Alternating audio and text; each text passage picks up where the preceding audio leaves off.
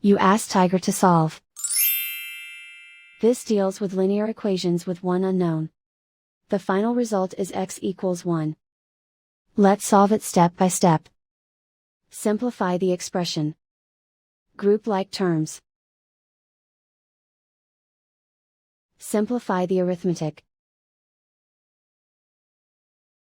Swap sides.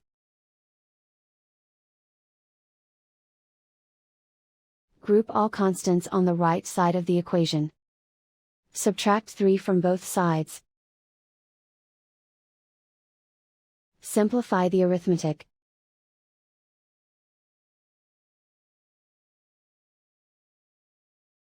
Isolate the x. Divide both sides by 15. Simplify the fraction.